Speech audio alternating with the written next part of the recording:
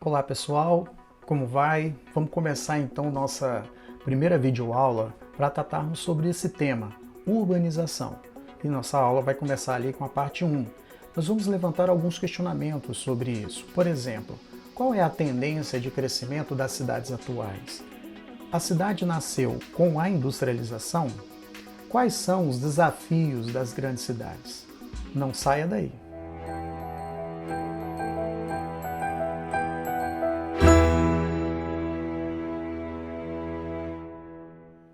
Muito bem, vamos começar então a nossa primeira videoaula sobre urbanização.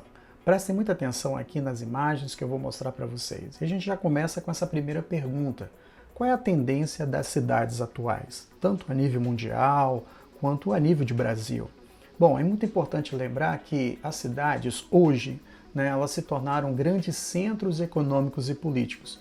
É justamente na cidade que você vai encontrar prefeitura, câmaras de vereador e fóruns de justiça, além, é claro, de comércio, bancos, faculdades, escolas e também em algumas cidades nós vamos ter a presença de indústrias.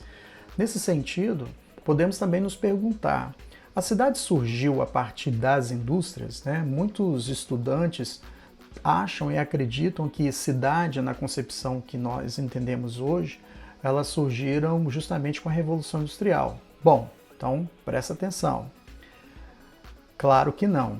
Sempre existiram cidades desde a antiguidade. Vou dar alguns exemplos. A cidade de Roma, Atenas, Esparta, Suméria, eram cidades muito grandes, eram cidades que tinham uma organização política, administrativa, uma organização militar, e elas já existiam antes da industrialização. Então eram cidades praticamente completas. Algumas dessas cidades, por exemplo, principalmente na região da Mesopotâmia, eram chamadas de cidades-estados. Elas tinham uma infraestrutura tão centralizada, tão forte, que elas poderiam até mesmo ser consideradas como nações. Aí entramos numa outra questão. Qual é então a relação da cidade moderna com a indústria, já que a cidade ela não surgiu da indústria? Então percebam bem, eu trago para vocês esse trecho de Henri Lefebvre, que vai falar uma coisa muito interessante. Ele vai dizer o seguinte: o tecido urbano prolifera, estende-se, corrói os resíduos da vida agrária. Essas palavras, o tecido urbano, não designam de maneira restrita o domínio edificado nas cidades, mas o conjunto das manifestações do predomínio da cidade sobre o campo. Nessa acepção, uma segunda residência, uma rodovia, um supermercado em pleno campo fazem parte do tecido urbano.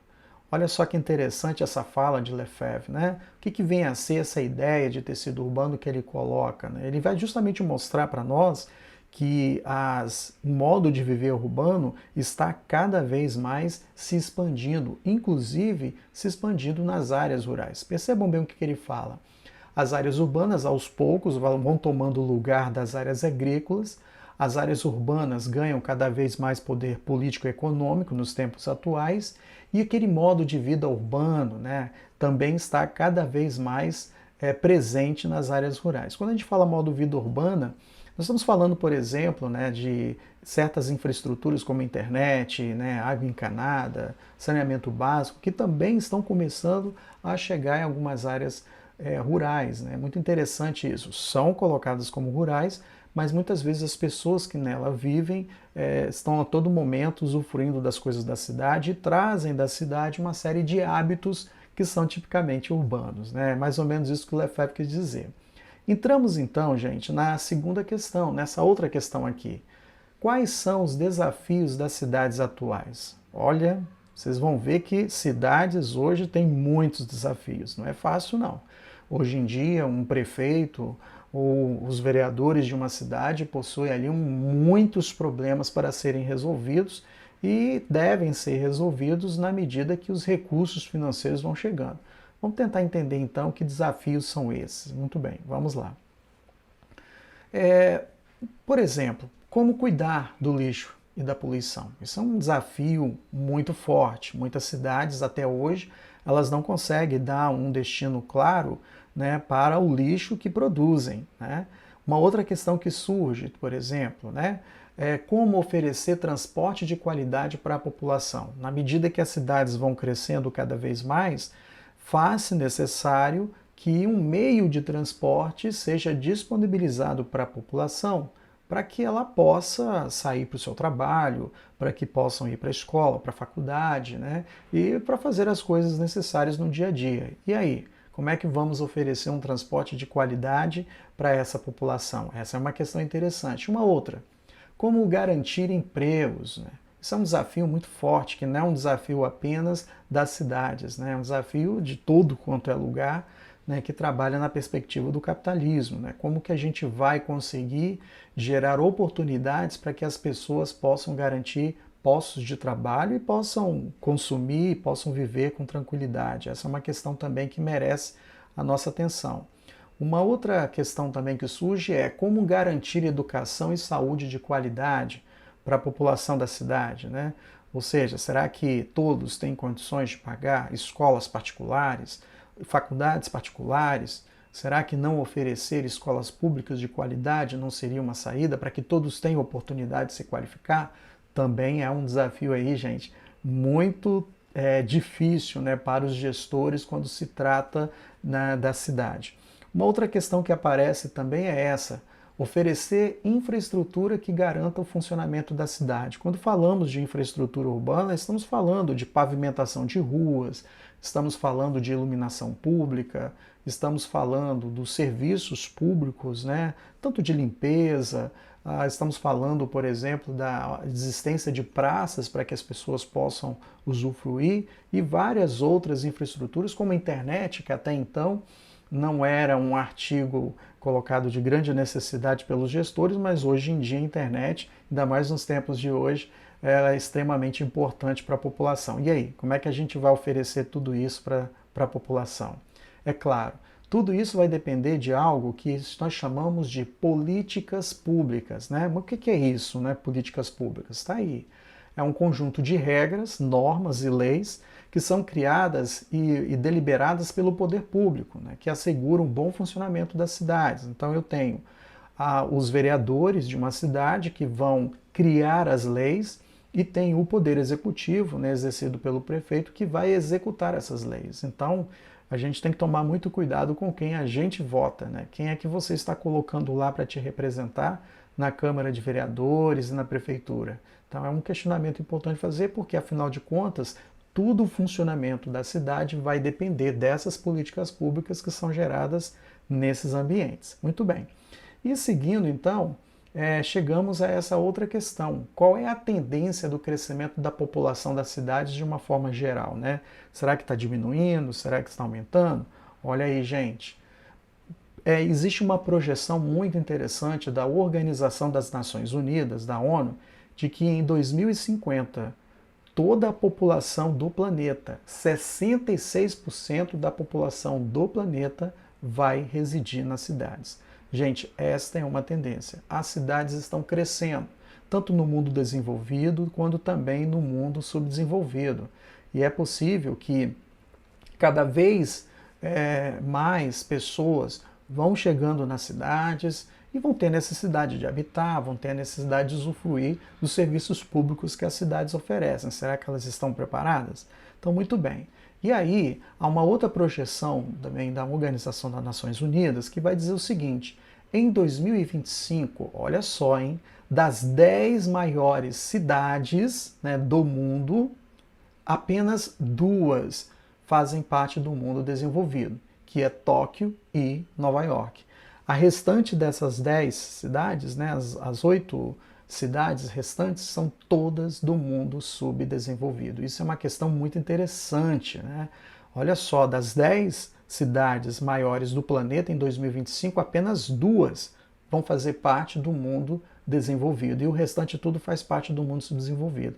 O que será que isso significa, hein, gente? Olha só, hein? Significa que dentro dessa concepção, nós vamos ter muito mais problemas de gestão nas cidades, porque o mundo desenvolvido, e a gente vai ver um pouco mais à frente, ele é muito marcado por problemas, né, de organização das cidades, problemas ambientais, problemas de qualidade de vida, que muitas vezes, em função da falta de recursos ou a falta, né, de gerenciamento melhor desses recursos, não conseguem dar conta de resolver esses problemas. Então tá aí com essa projeção, aí vem uma pulga atrás da orelha, né? E aí, como é que vai ser o futuro das nossas cidades a nível mundial? Muito bem. O que a geografia vai se preocupar com a urbanização especificamente? Várias outras disciplinas também se preocupam com a urbanização, a arquitetura, as próprias engenharias, né? E a geografia especificamente, ela também vai ter ali a sua atenção específica para a urbanização. Então, qual é o propósito da geografia? É justamente esse aí, gente. Analisar o lugar das vivências cotidianas dos moradores urbanos, contemplando, portanto, elementos da realidade próxima que afetam diretamente a vida das pessoas que nelas vivem e convivem, né? Então, o geógrafo, né, ele vai ter essa preocupação aí de ver como é que o povo está vivenciando aquele espaço urbano, o espaço da cidade no dia a dia, o que falta, o que é difícil, o que é de fácil acesso, né? Quais são as consequências dos problemas que são gerados pelas cidades. É mais ou menos isso aí que o geógrafo vai analisar quando se dedica a estudar a urbanização. Muito bem. Também é importante o geógrafo analisar as transformações ocorridas no espaço que repercutem na organização da vida em sociedade. Mudanças que ocorrem em diferentes escalas geográficas, desde a dimensão micro, que são os bairros, cidades, os distritos, quanto a dimensão macro, estados, países e continentes. Então, o geógrafo ele vai se dedicar a fazer estudos, né, sobre urbanização, estudos sobre as cidades, levando em consideração várias escalas. Ele pode estudar a nível de bairro, como ele pode estudar a nível de município, como ele pode estudar o problema das cidades a nível de estado, a nível de região ou a nível de continente.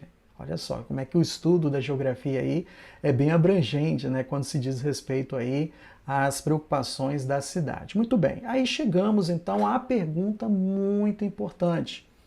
É essa pergunta aí, o que é a urbanização, né? O que vem a ser? Ora, como eu disse para vocês, vários profissionais se dedicam a estudar a urbanização, né?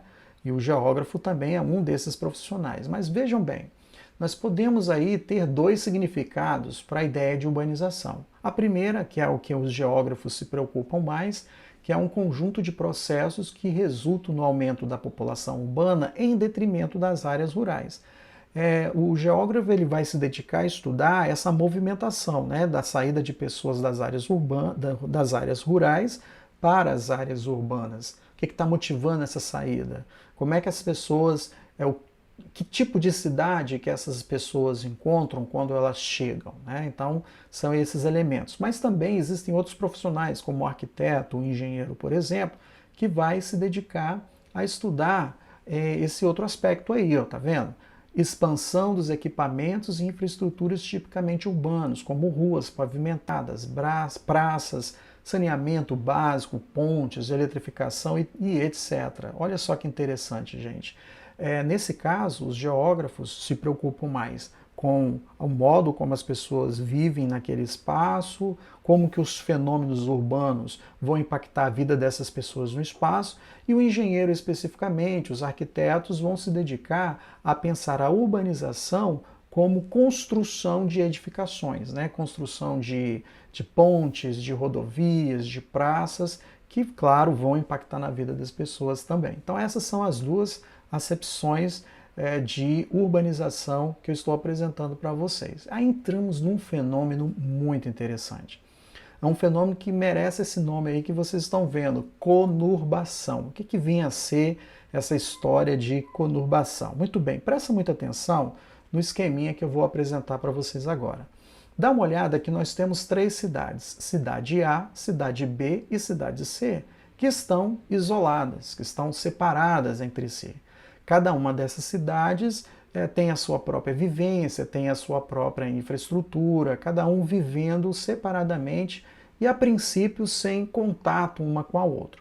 Até que de repente se constroem estradas, rodovias, e aí começa a haver uma movimentação de pessoas entre as cidades, né? Pessoas que saem da cidade A para a cidade B, pessoas que saem da cidade B para A, de B para C, de C para A e assim sucessivamente. E aí começa a acontecer um fenômeno muito interessante, né? Porque ao mesmo tempo que as cidades estão crescendo, essas três cidades estão se interagindo. Às vezes tem determinados serviços que eu só vou ter na cidade B, ou serviços que eu vou ter apenas na cidade C. Então isso acaba provocando a movimentação da população de uma cidade para outra.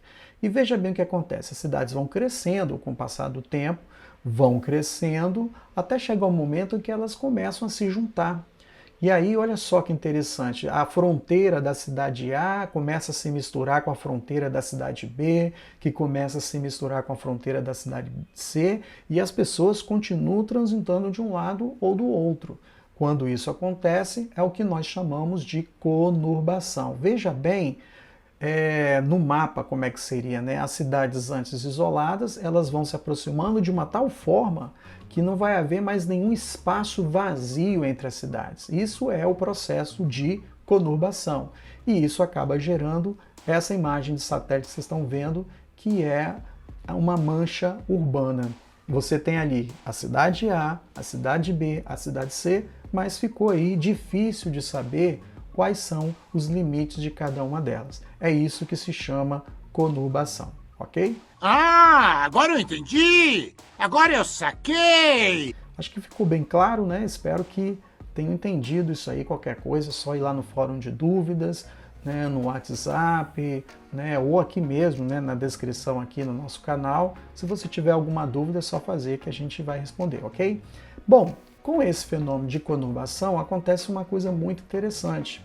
É daí que começam a surgir as metrópoles, né? O que é uma metrópole, né? Na verdade, uma metrópole ela é formada por duas ou mais cidades que estão ali muito conectadas entre si. E para formar uma metrópole, geralmente nós precisamos de uma lei federal ou uma lei estadual que vai dizer assim, ó, agora esse local será uma metrópole. E é claro, o processo de conurbação entre duas ou mais cidades, ele é fundamental para o surgimento da metrópole. É por isso que você tem aí metrópoles como essas, Grande São Paulo, Grande Belo Horizonte, Grande Vitória, que na verdade são formados por vários municípios que passaram pelo processo de conurbação, foram ali se alinhando, se juntando, até que não teve mais jeito, tudo está conectado e aí tem que se mudar o pensamento em como gerenciar os problemas dessas cidades que agora acabam formando a metrópole, ok? É isso, gente. Essa é a nossa primeira aula, o nosso primeiro vídeo. Espero que você tenha compreendido algumas informações. Se tiver dúvida, coloca aqui na descrição, ou você entra em contato pelo WhatsApp, ou também você pode utilizar o fórum de dúvida lá na nosso Moodle lá. Tudo bem, gente? Um grande abraço e até breve!